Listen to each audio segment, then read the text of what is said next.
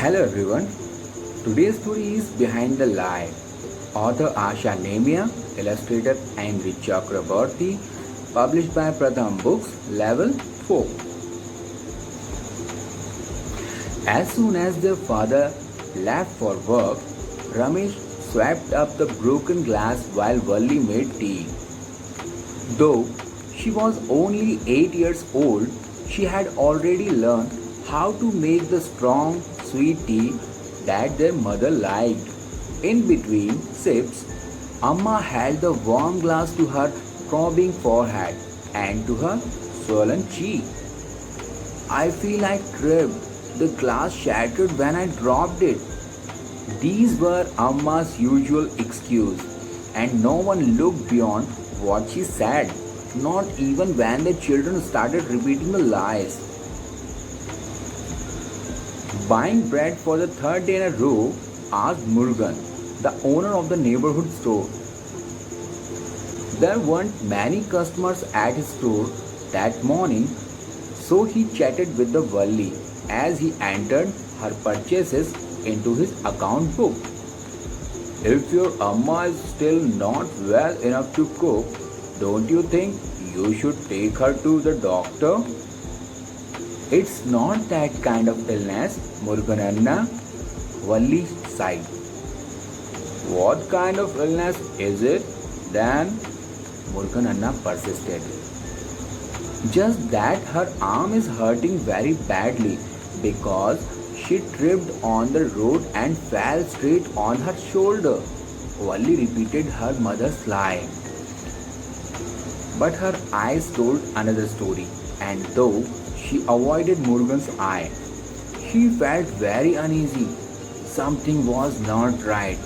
He discussed it with his wife, Sarasa, later that evening and was shocked to hear the truth about Valli's mother Meenakshi. It's not tripping or falling. It's a monster of a husband. Looks like he wouldn't hurt a fly, but that's just a mask. Poor Meenakshi. She puts up with all his blows and beating to protect the children. Murugan was very upset. I didn't know this. Why didn't you tell me earlier? We would have done something. After all, both families had lived on the same street for years. It wasn't right that Meenakshi and her children should suffer like this. You mean you've never noticed? Sarasa was surprised. Meenakshi's bruises, the cut lip some weeks ago, it breaks my heart, she sighed.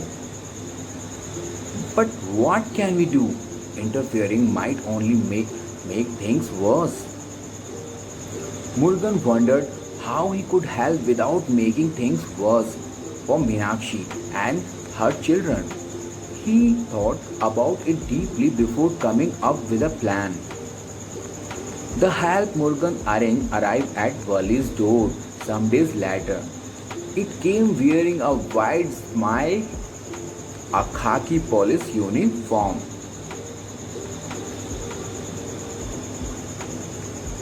I am Sub-Inspector Jaya. The young policewoman introduced herself. My uncle Murugan Mama asked me to visit you. I got off duty early today, so I stopped here on my way home. Luckily for Valli and her family, Appa was traveling on work. When their father was at home, the three of them lived under a cloud of fear, always scared about doing something that could set off his violent temper. Don't make Appa angry, Meenakshi would beg her children every day. No singing, Ramesh. Please don't bounce that ball, Valli. S.I. Jaya listened patiently when the children told her all of this. Then she and Amma spoke in low voices for a long time while the children did their homework. When it was time to leave, Jaya insisted that they note down her mobile number. You can call me anytime. day or night, and if I can't come myself, I'll have the beat policeman at your door in minutes, she promised. But I don't have a phone, Amma pointed out. My husband refused to let me have one. Jaya made Amma write down her number anyway. This terrible situation is not your fault, were her parting words to them as she got onto her bike. This violence is not okay, and the three of you should never suffer in silence thinking it is normal. Meenakshi, you must think about what we have discussed and do some of the things I have suggested. After she left, Valli asked Amma what Jaya meant. The SI wants me to write to someone in our family, telling them how things are. She says we should not keep hiding our problem, that we should share our problem with people who care for us. She also said I could file a complaint at a police station if I wanted, but I don't know what to do. Will any of this really help us? Ramesh nodded gloomily.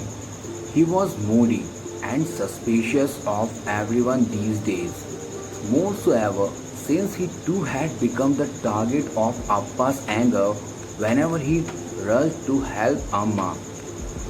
The SI wouldn't have given us her personal number anyway. Try calling that number? He challenged his mother and sister bitterly. I bet you a full bar of chocolate that you'll just get a recorded message or no one will answer. Let's write to someone first then. Why not write to Pati? Valli knew Appa was a little scared of his mother. It took a few days, but Amma did finally write to Pati. Then they all waited eagerly for a reply. A visit from Pati would be nice. She was strict with them, but what fun they had when she visited, bringing tins of homemade snacks with her. She would braid Valli's hair in a new way each day and play cricket with them in the tiny lane. Amma would join them sometimes. Pati and Ramesh would sing together at home, and though Appa looked very irritated, he would control his temper while Pati was there. Yes, their grandmother would tell Appa that his violence was not acceptable. But when 2 weeks passed with no answer from Pati, all three grew downcast. What could they do next? They wondered sadly. Appa had been traveling, and when he returned, he had some news for them. My mother called me a few days ago, he said briefly.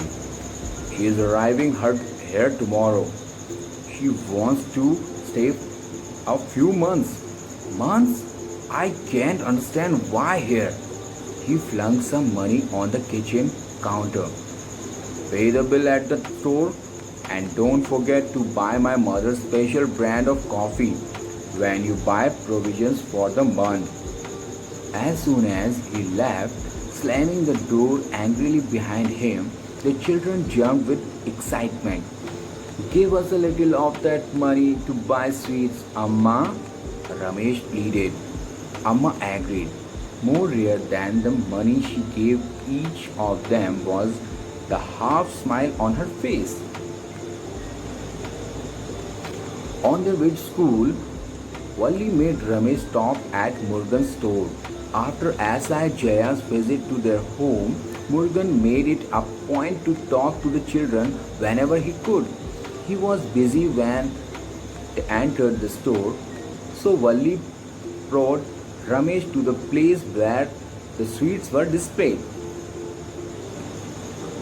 You had better buy me that full bar of chocolate before you spend your money on anything else, she demanded, because I am surely going to win the bet. It took Ramesh a minute to remember the bet he had made the day SI Jaya had visited. He laughed and told his sister to hurry up when Valli had chosen what she wanted. She went up to Murugan and asked whether she could make a call from his phone. She dialed Jaya's number. Yes, Murugan Mama, answered a familiar voice at the other end. Valli wiggled her thumb at Ramesh. So much for him thinking that the policewoman wouldn't answer their call. Jayakka, it's me, Valli. Is everything alright, Valli? Do you need help? Jaya sounded concerned. We are fine, Akka. I just called to tell you that my Pati is coming to stay with us for a few months because Amma wrote telling her about Appa and how bad things were. That's such good news. And now you also know how to reach me, right? You can call me anytime for help. The call over and Morgan's many questions answered. The children started unwrapping their chocolate as they left the store. Wally's heart felt lighter. Not just because of the chocolate they were sharing, not even because of the whole extra bar she had won from her brother, but because for the first time in months she could hear Ramesh singing softly to himself as they walked to school. How children can cope with violence in the home. Children who live with an abusive or violent parent often feel scared or angry or ashamed. This is only natural. If you know any more in this situation, let them know that no one should suffer violence in silence. All children and adults have the right to live in safety, especially within their home. The violence is never the child's fault. The child's action or behavior does not cause the violence. Violence in the home is a crime. In India, the law provides protection to the children and women. Once the crime is reported, those found guilty of the crime will be punished.